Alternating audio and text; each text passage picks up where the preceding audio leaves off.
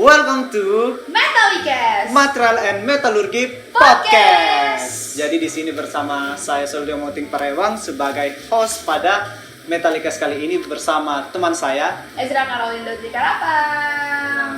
Jadi halo penonton Halo teman-teman semua, gimana kabarnya kalian yang nonton video Metalicast ini? Kayak Metalicast. Pasti baik ya. Kalau saudara Audrey sendiri, gimana nih kabarnya? Oh, kalau aku kabarnya hari ini sangat luar biasa banget ya. Walau kegiatannya full tapi tetap semangat. Tetap semangat walaupun sudah beralih dari pandemi ke masa-masa normal kembali ya. Iya, benar banget Deo. Kalau kamu Deo kabarnya gimana?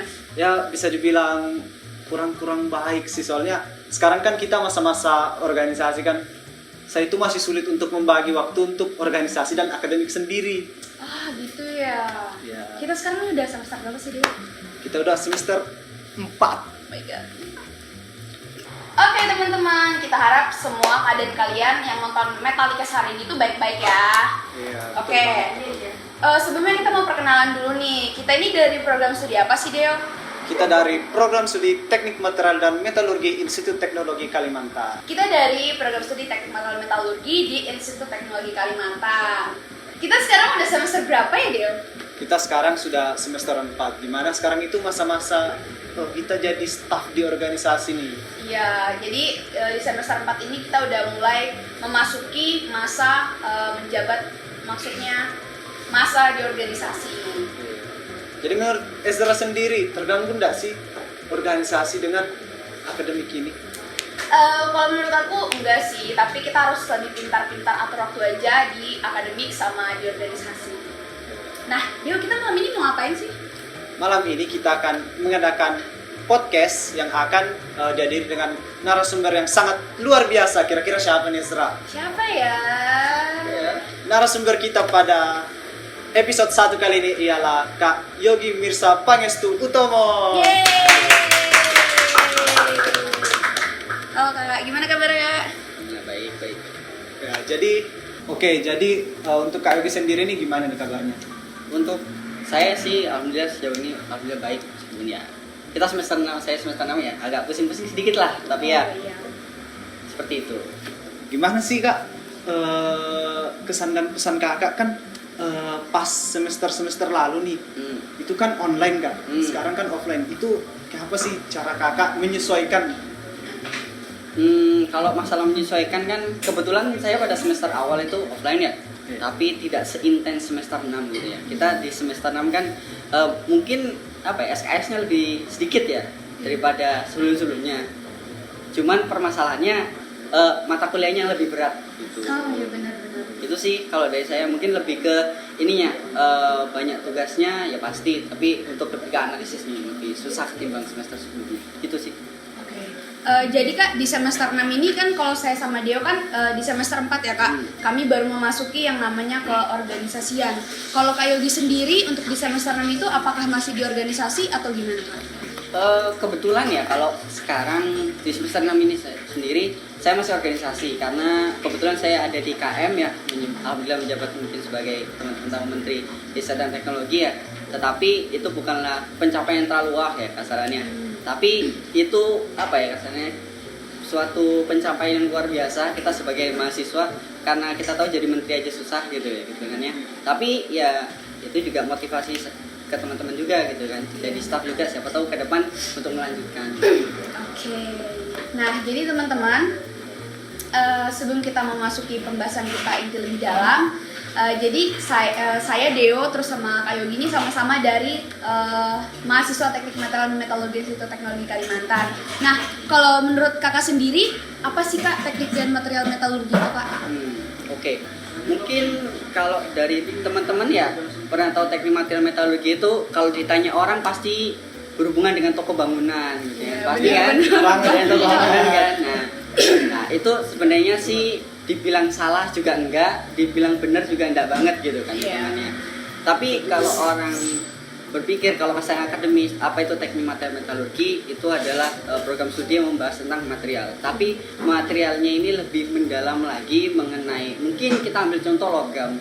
Logam itu ada strukturnya. Logam kan hanya banyak jenis ya. Nggak mungkin kita hantam rata besi itu semua besi kan. Besi kan ada yang aluminium, ada yang besi, ada yang tembaga dan lain-lain. Nah itu adalah bidang minat kita di situ. Salah satunya sih itu ya logam ya. Iya. Ada korosi, ada komposit, ada juga polimer. Nah itu salah satunya. Itulah teknik material. Oke. Jadi tadi Kak Yogi menyinggung tentang polimer ya. Jadi ada nih, saya menonton suatu anime One Piece. Di dalam itu ada membahas tentang God Enel melawan Luffy, tentang petir lawan karet. Petir karet itu lebih menang daripada petir. Itu penjelasannya bagaimana sih Kak? Oke, kalau itu saya persingkat aja ya mungkin ya. Mungkin persimpel aja mungkin buat teman-teman di sini dan yang menonton ya. Jadi kasarannya kita berhubungan dengan konduktivitas suatu material. Nah, konduktivitas ini berhubungan dengan elektron yang ada atau elektron yang membawa energinya, energi listrik tersebut ya. Kalau kita ambil logam seperti tembaga itu justru konduktivitasnya tinggi, konduktif panas dan konduktivitas listriknya tinggi. Sedangkan kalau kita bilang polimer, konduktivitas itu kan anggapannya ikatannya sudah berbeda. Logam itu punya ikatan logam yang dimana elektronnya itu dia punya awan elektron yang mengalirkan listrik. Sedangkan kalau untuk ikatan di polimer itu ada kovalen, ada ikatan ionik. Nah itu tidak bisa untuk mengantarkan listrik. Tapi semakin berjalan waktu, teknologi semakin tinggi, polimer pun sekarang sebenarnya ada yang bisa mengantarkan listrik. Yang dimana itu digabungkan oleh logam, entah dia diversifikasikan atau seperti apa, itu ada dia. Teman-teman ada informasi lebih lanjut lah mengenai itu. Jadi material sudah berkembang gitu, jadi nggak ada batasan lagi sih gitu. Jadi jangan bingung lagi ya tentang Enel versus Luffy. Kenapa sih God Enel bisa dikalahkan oleh Luffy sendiri? Sudah dijelaskan oleh Kak Yogi sendiri. Nah, bagaimana sih ekspektasi dan realita Kak Yogi waktu masuk ke teknik material dan metalurgi? Oke. Kebetulan ya kalau untuk teknik material metalurgi pada saat saya pertama kali ingin masuk ke teknik ini, saya searching dulu di internet apa sih teknik material metalurgi. Mungkin teman-teman juga bisa searching lah. Sejauh yang saya tahu ya ini berbahas tentang material dan lain-lain. Tapi pada saat itu ekspektasi saya. Tapi pada saat realitanya saya masuk ke teknik material metalurgi, ini adalah apa ya, ilmu baru, ilmu yang sebenarnya sangat luas. Kasarannya ini adalah kita membahas tentang material. Apa sih yang dalam kehidupan kita sehari-hari tidak berpapasan dengan material. Kita lihat baju kita, ini material kasaran polimer. Kita punya HP itu ada keramiknya seperti layarnya. Kita semisal kita punya motor itu ada kerangka dari besinya. Jadi kasarnya ini ilmu yang sangat luas gitu. Seperti itu sih. Jadi saya masih bingung nih Kak. Kalau misalnya nih kita membuat motor yang betul-betul kuat, yang akan bertahan 100 tahun, itu menurut Kakak worth it nggak sih? Kita lihat dulu dari beberapa sisi ya kasarannya. Kalau kita ambil sisi dari perusahaan, itu pasti merugikan. Karena kita bilang itu keuntungan, untung terus gitu ya. Karena di perusahaan itu pasti cari untung teman-teman, nggak mungkin nggak cari untung gitu kan. Nah cari untungnya gimana? Berarti kan material yang kita punya, produk yang kita punya itu tidak bisa 100% perfect. Kalau kita punya 100% perfect, artinya produk yang cost atau biaya yang digunakan untuk membuat motor tersebut kan lebih mahal. Semisal motor dari tungsten kan gitu kan, sudah mahal, susah lagi buatnya gitu kan. Nah itu artinya perusahaannya rugi. Nah gimana cara bisa mutar uangnya, yaitu dengan banyak produk yang dikeluarkan. Terus yang kedua, ini dalam hal pengembangannya materialnya. Maksudnya HP kan teman-teman kita tahu makin kecil dari dulu kan. Nah, semisal HP tahun 80-an itu kuat banget nih, bisa buat wifi apa segala, dia artinya nggak makin kecil kan. Artinya penemuan, riset dan lain-lain tentang material makin minim di situ. Nah, itu dua faktor yang sekiranya kita bisa solidkan lah di situ. Itu ekonomi dan faktor penemuan atau risetnya. Jadi berbicara tentang logam nih Kak, saya kan masih bingung. Ada yang di Jepang itu ada yang pedang yang betul-betul kuat, ada juga yang lemah. Itu faktornya kenapa sih Kak? Oke, sebenarnya sih kalau dibilang kuat agak kurang tepat ya. Jadi kalau definisi dari kuat itu kan bagaimana material menahan deformasi. Jadi kalau semakin dia menahan deformasi, artinya dia nggak gampang berubah bentuk, artinya dia nggak gampang hancur. Sedangkan kalau ketangguhan itu sebenarnya lebih tanggung sih, pedangnya itu lebih tangguh. Maksudnya tangguh ini bagaimana dia bisa menyerap energi. Nah, artinya kalau dia bisa menyerap energi besar, artinya dia bisa mendisipasi energi tersebut ya. Kalau kita anggap aja kita analogikan, kalau ada yang pernah nonton film Avenger ya, kayak vibranium, itu kan anggap aja dia punya kemampuan menghilangkan energinya, getaran energinya kasarannya. Artinya kan dia punya ketangguhan yang sangat luar biasa gitu kan. Artinya dia bisa punya ketajaman yang sangat luar biasa. Artinya dia punya toughness yang cukup tinggi. Tapi kalau kita bilang tentang ketajaman itu lebih ke arah ke kerasan atau hardness-nya. Jadi hardness itu bagaimana material menahan deformasi di permukaan. Jadi pada saat dia ditusuk, digesek gitu, itu akan disebut dengan kerasan. Jadi apa sih yang membedakan pedangnya ini? Banyak sebenarnya faktornya. Pertama bisa dilihat dari campurannya. Kita ambil contoh sendok dari aluminium sama sendok dari besi. Kita hantamkan kan beda tuh kasarannya. Itu. Kita punya pisau di rumah nih, pisau dari stainless steel. Stainless steel itu kan kasarnya besi campur aluminium nih. Tapi kalau kita punya besi, semisal pisau yang langsung dari besi, kalian hantamkan, artinya kan kasarnya menang yang besi kan, ketimbang yang aluminium, ketimbang stainless karena banyak aluminiumnya. Mungkin kalau penjelasan simpelnya gitu sih kurang lebih. Oke, jadi kalau aku bisa simpulkan ya Kak, jadi teman-teman kalau untuk kita seorang teknik material dan metalurgi, kita misalnya punya ada 2 spesimen sama-sama misalnya logam yang kecil dan gede. Kalau kita anak teknik material metalurgi, kalau ditanya itu kuat yang mana, dua-dua materialnya kuat ya Kak, tapi betul. memiliki ketangguhan yang beda ya. Iya. Nah kayak gitu teman-teman. Oke, sebelum membahas lebih jauh lagi nih Kak, mungkin teman-teman yang nonton podcast ini, mungkin kalian yang masih SMA atau SMK kayak bingung gitu mau lanjut kemana, atau kalian tertarik sama dunia teknik material dan metalurgi. Mungkin bisa kasih gambaran nih Kak, di teknik material metalurgi itu apa aja sih, atau berfokusnya tuh sama apa aja sih Kak? Oke. Mungkin ini nyambung dengan penjelasan saya sebelumnya, Iya. bahwa teknik material metalurgi itu ilmunya luas. Artinya kita bisa masuk kemana aja nih, teman-teman. Semisal paling laris, saya ambil contoh tentang pengelasan.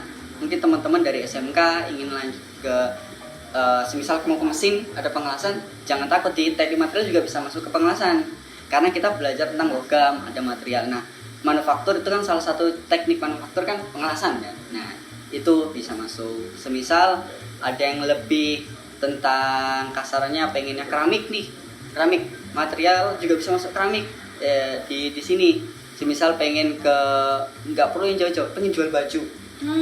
Kita pengen jual baju nih, tapi kita bisa bedakan mana bahan yang enak, mana bahan yang enggak, bener, itu kan bener. itu bisa. Atau pengen make up itu juga ada materialnya, teman-teman tahu, seperti TiO2 dalam sunscreen. Nah, itu keramik. Nah, seperti itu, mungkin luas banget sebenarnya ilmunya ini. Kita bisa kemana aja, tergantung teman-teman bidang dan minatnya kemana. Oke, jadi buat teman-teman SMK, SMA yang masih bingung, bisa dengar penjelasan dari Kak Yogi tadi. Oke Kak, aku mau bertanya nih Kak, gimana sih transisi Kakak ketika menjadi mahasiswa baru di teknik material metalurgi hingga menjadi mahasiswa teknik metalurgi sekarang Kak? Oke, mungkin kalau kita jadi mahasiswa baru ya semester 1, semester 2 itu masih kerasa seperti anak SMA ya. Yang dimana ya kita ngerasa sendiri kalau kita di ngelihat material apa segala itu kita nggak terlalu sensitif lah kasarannya. Kalau kita bilang ini keras ya ini keras, kalau ini yang lembut ya ini lembut gitu kasarannya. Tapi semakin tinggi ilmu yang kita dapat, semakin semester atas yang kita dapat, artinya semakin banyak ilmu yang kita dapatkan gitu ya. Anggap aja ya kita berpikir lebih filosofis tentang logam. Dulu kita tidak pernah membahas tentang ini sendok, ini aku buat makan setiap hari, ini materialnya apa sih, kok bisa dibentuk kayak gini sih. Nah itu yang menjadi kasarannya kelebihannya kita lah, kasarnya kita lebih wondering orangnya, lebih berpikir lebih dalam gitu. Karena salah satu fokusan dari teknik material metalurgi adalah perancangan material ya. Kita merancang material kasarnya seperti itu. Nah, artinya untuk merancang kita harus tahu nih, kita hanya tidak bisa menyamaratakan polimer ini satu semuanya sama gitu. Logam satu semuanya sama, itu punya klasifikasi, punya kelebihan, punya kekurangan, sifatnya gimana dalam penggunaan. Nah, itu yang saya rasakan sekarang. Jadi kalau ada contoh-contohnya itu saya terkadang kalau megang pisau nih, saya pikir ini pisaunya kira-kira bisa dikasih perlakuan panas nggak, di tempering. Apakah kekerasannya bisa naik nggak sih? Saya kasih api panas, saya kuncing sama air, saya kuncing sama minyak goreng gitu kan. Iya. Itu lebih wondering. Kalau dulu ya pisau gitu kan. Tuh kalau dari saya. Oke, nah terus Kak, ketika menjadi mahasiswa baru di teknik material dan metalurgi itu Kak, ada nggak Kak kayak sesuatu hal yang bikin Kakak kaget gitu ketika menjadi mahasiswa teknik material dan metalurgi? Kagetnya ya, kalau dari saya pribadi, kagetnya itu lebih ke arah prodinya sendiri. Sebenarnya saya suka kimia, asalnya kurang lebih lah ya. Tapi ternyata pada saat saya masuk teknik teknologi, ini lebih dari kimianya teknik kimia gitu hitungannya. Jadi kasarnya kita kejebak gitu ya. Ada teman saya baru kejebak gitu, ngindar kimia malah masuk ke kimia beneran. Iya benar. Itu adalah salah satu wow-nya gitu kan hitungannya. Kita anggap aja lah ya, kita membuat alloy besi campuran itu pakai kimia, percampuran berapa persen karbon dengan logam. Misal kita ambil korosi, artinya kan ada elektrolisisnya, elektrokimianya di dalam situ kan, dalam lingkungan, mana anoda, mana katodanya. Nah, dalam hal pemrosesan manufaktur coating logam itu kayak misal dicat itu kan nggak sembarangan kan, ada kontaknya seperti apa, itu kimianya lebih rumit lah, lebih dalam gitu. Ini tuh sih kalau dari saya justru banyak kimianya gitu, ketipu saya di sini. Oke teman-teman, jadi teknik metalurgi ini lebih banyak mempelajari kimia ya Deo. Karena saya juga waktu dulu zaman SMA itu kan anti kimia kan Kak. Oh sekali begitu masuk, wah kimia semua gitu, merasa kejebak juga gitu. Tapi nikmati aja kali ya Karol ini. Iya benar. Nah terus Kak, mungkin di sini ada teman-teman yang bertanya-tanya gitu kayak kita kalau misalnya masuk kuliah di TMM singkatnya, apalagi di ITK itu kayak pembelajarannya itu apakah masih berkaitan dengan pembelajaran mata pelajaran anak SMA SMK gitu Kak, atau langsung ke menjurus ke ininya program studinya? Oke, untuk ini kan kalau kita di ITK itu ya pasti semester 1-2 ada TBB ya. Nah di TBB ini kita akan belajar dasar-dasarnya dulu nih, seperti kalkulus, fisika, dan kimia ya. Itu dasarnya, kita akan belajar seperti itu. Nah pada saat kita semester 3 itu akan penjelasan tentang prodi. Tetapi akan ada intro dulu lah, seperti ilmu-ilmu sebelumnya itu pasti diulangin yang di TBB gitu kedepannya. Semisal tadi saya singgung tentang korosi, nah di awal itu kita akan membahas tentang reaksi terlebih dahulu. Reaksi itu apa, semisal kita bilang senyawa itu apa, ya kita kembali ke dasar semuanya untuk belajar dari awal dari prodi tersebut. Nah pada saat kita di akhir nanti, kita di akhir semisal nih contoh semester 7 atau semester 8, itu kita akan justru memilih bidang minat. Nah bidang minat ini udah bergantung ke teman-teman, bidang ilmu apa sih yang teman-teman gemari. Misal teman-teman gemar kimianya, berarti bisa masuk ke korosi, bisa masuk ke polimer. Misal teman-teman lebih suka manufaktur nih, nggak suka terlalu tentang ini, tentang teknis lah, bisa masuk ke semisal pemrosesan logam, pengelasan, terus analisis kegagalan gitu, semisalnya kegagalan dalam material gitu, itu bisa seperti itu sih kalau itu. Oke, jadi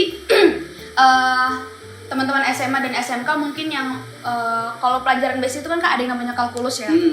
Kita masih dapat kalkulus, kita masih dapat fisika dasar, kita masih dapat kimia dasar. Jadi ilmu itu akan terus terpakai ya Kak. Continue terus. Akan terus terpakai. Jadi pelajaran yang teman-teman dapatkan di SMA SMK itu gak ngestak sampai di situ aja, tapi itu akan dipakai terus, justru malah makin meluas ya Kak. Justru akan makin melebar. Iya, betul banget. Jadi untuk para anak-anak SMA bisa untuk bergabung di Teknik Material dan Metalurgi di Institut Teknologi Kalimantan. Come and join us. Ya. Jadi bagaimana Kak untuk rencana Kakak ke depannya nih sebagai seorang mahasiswa Teknik Material dan Metalurgi? Oke. Kalau rencana saya ke depannya sebagai mahasiswa ya kasarannya, saya kan udah semester 6 nih kasarannya. Artinya ini sudah fasanya saya untuk menentukan nih saya mau di bidang mana. Karena kan kita anggap aja kita sebagai akademisi itu tidak mungkin paham semua bidang kan. Pasti kita harus menyesuaikan satu bidang yang sekalian dengan minat kita gitu. Kalau teman-teman lihat seorang sarjana itu nggak semuanya paham tentang apa yang dipahami gitu. Kita teknik material belum tentu dia paham logam, belum tentu dia juga paham polimer. Siapa tahu dia ahli keramik nih, jangan tanya tentang logam, mungkin dia tahu tapi kan nggak terlalu mendalam gitu ya. Nah kedepannya saya mungkin lebih ke arah masalah elektrokimia ya mungkin ya kedepannya, dan pada saat mungkin nanti lulus insya Allah melanjutkan studi lebih tepatnya gitu. Tapi ini bukanlah suatu apa ya tujuan akhir, karena perjalanan kuliah itu dinamis, bisa sesuai dengan rencana, bisa tidak sesuai dengan rencana. Iya benar banget. Oke kak, ini kan aku lagi ada pegang botol nih. Nah kita teman-teman kalau di teknik material dan metalurgi itu penyebutannya itu bukan plastik. Mungkin kebanyakan orang nyebutnya ini tuh plastik. Tapi kalau kita teknik material dan metalurgi itu nyebutnya polimer. Atau gimana tuh kak penjelasannya? Oke, kalau saya simpelin ya dari yang sejauh yang saya tahu nih, kalau bisa dibilang kita bilang plastik, belum tentu polimer kan. Habis polimer itu pasti plastik gitu. Gimana sih maksudnya? Ini kita ngelihat nih apakah polimer ini dilihat dari ikatannya teman-teman semuanya. Jadi ikatannya apakah sama atau tidak dengan plastik. Tapi ya sebenarnya tidak salah juga teman-teman bilang kalau plastik itu polimer. Tapi kalau saya klasifikasinya pribadi, kalau dia plastik belum tentu polimer. Tapi kalau dia polimer pasti plastik. Ini masih bertanya-tanya ya. Kalau Jadi- plastik belum polimer, kalau polimer udah plastik. Izin minum ya kak. Oke. Tapi saya bingung nih kak, kalau misalnya airnya ini panas, terus kita pakai sedotannya yang terbuat dari polimer, itu bahaya nggak sih kak? Kalau itu tergantung sebenarnya dari apakah polimer tersebut berbahaya tidak. Kan kalau kita teman-teman tahu ada polimer yang food grade, misalnya dia punya sudah sertifikasi lah, dia aman untuk makan atau tidak. Kita ambil contoh nih yang gampang, kalau teman-teman pernah beli makan pakai styrofoam. Styrofoam itu kasarannya belum food grade. Nah, karena dia belum ada kasarannya standar keamanannya di situ. Oke, jadi yang saya lihat ini Kak Yogi sering menang dalam karya tulis ilmiah. Itu ada tips and trick cara menang dalam karya tulis ilmiah sendiri itu sih. Ada nggak sih Kak? Kalau dari saya pribadi ya untuk tips and trick itu dari saya nggak ada.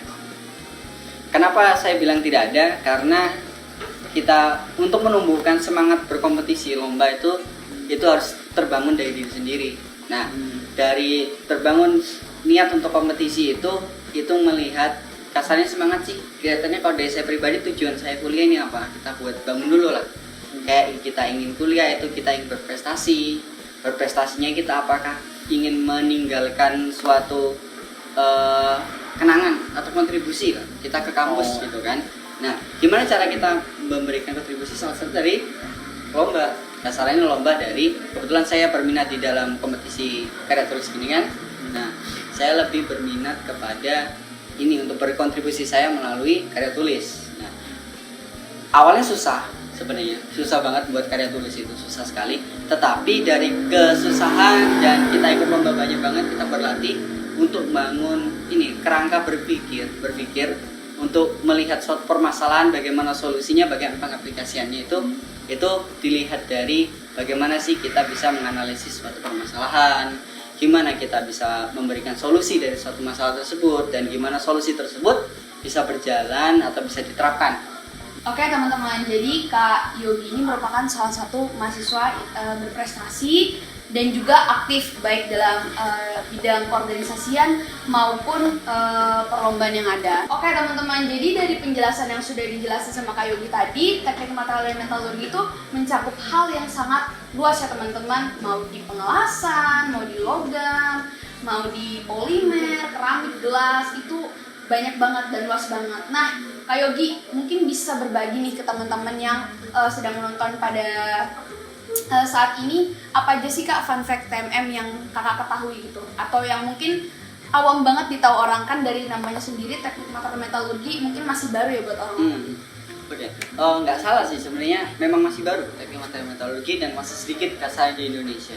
Kita bisa lihat kalau teman-teman tahu kalau teknik material metalurgi itu negerinya ya, itu cuma ada 7 universitas, dan ITK ini adalah salah satu yang satu-satunya di Kalimantan Timur gitu hitungannya, teknik material metalurgi ini, dan hanya ada di ITK gitu ya, yang lainnya di Jawa. Nah, teknik material metalurgi ini juga hanya satu-satunya di ITK yang material dicampur metalurgi. Kalau di UI dia divisa material metalurgi, di ITS itu ada dia divisa lebih penjurusan mana material metalurgi, tapi di ITK ini benar-benar material dan metalurgi jadi satu gitu kan, kurang spesifik apa lagi gitu rasanya. Kemudian kita bahas kalau kita ngomong kampus prodi itu tentang akreditasi ya teman-teman ya, akreditasi sekarang TMM alhamdulillah B sekarang, tapi sekarang sedang ada pengajuan untuk menaikkan akreditasi ke A nih teman-teman. Nah, untuk prospek kerjanya lagi nih untuk TMM itu fun fact-nya itu kan tadi saya sudah sebutkan bisa masuk ke pengelasan. Nah, pengelasan itu yang paling favorit itu adalah pengelasan bawah air. TMM apakah bisa masuk? Tentu saja bisa ya pastinya. Nah, yang jadi fact-nya di sini adalah gajinya teman-teman. Gaji dari seorang underwater welding itu per tahunnya bisa 1 miliar. Artinya kalau kita kalkulasi per jamnya dia hampir 488.000 lah kasarannya per jam dia dibayar. Seperti itu sih fun fact-nya gitu. Bayangin ya teman-teman, gaji 1 tahun 1 miliar ya Deo. Dihitungnya per jam loh teman-teman. Gede Lumayan itu. banyak banget itu. Jadi saya masih bingung nih Kak, untuk bidang keahlian dari teknik material dan metalurgi sendiri itu apa aja ya Kak kalau boleh tahu? Oke, untuk kalian ini sebenarnya banyak ya, tapi ada dikerucutkan menjadi 4 bidang nih. Pertama itu desain dan modelan, ada material inovatif, ada manufaktur material, dan ada analisis kegagalan dan pencegahan. Nah, dari keempat bidang ini adalah unggulan dari teknik material metalurgi itu sendiri, tapi dari 4 ini bisa ada diturunkan. Misal analisis kegagalan ini bisa masuk ke dalam pengelasan, kegagalan dalam pengelasan gitu. Bisa banyak lah teman-teman, tapi inilah empatnya yang paling top lah di teknik material metalurgi. Jadi untuk prodi teknik material dan metalurgi ITK ini sangat luas ya. Jadi tunggu apa lagi teman-teman? Kita akan menunggu kalian untuk daftar di teknik material dan metalurgi ITK. Baik teman-teman, setelah kita sudah panjang lebar, kita sharing-sharing sama Kak Yogi. Nah, kita nggak terasa nih udah sampai di penghujung podcast kita. Mungkin Kak Yogi ada kesan-pesan atau motivasi buat teman-teman yang mungkin masih bingung nih mau lanjut kemana? Oke. Mungkin pesan dari saya simpel aja sih. Mungkin teman tadi udah mendengar kalau ini prodi yang jarang di Indonesia, kasarnya cuma 7 nih. Di Kalimantan Timur itu cuma 1 lagi prodinya di ITK saja gitu material. Tapi saran dari saya jangan takut untuk memilih teknik material metalurgi ini teman-teman. Karena ini salah satu prodi yang prospeknya sebenarnya sangat luas, punya masa depan yang cerah sekali lah kasarnya. Kita bisa di mana aja loh. Kita juga udah sebutin kita bisa di mana aja gitu kasarnya. Jadi jangan takut untuk mengambil resiko dan mengambil kesempatan besar. Kapan lagi kan kita SN, SD kan cuma sekali gitu ya. Iya, terus betul. kita kuliah itu kan cuma sekali aja gitu. Begitu sih saran dari saya.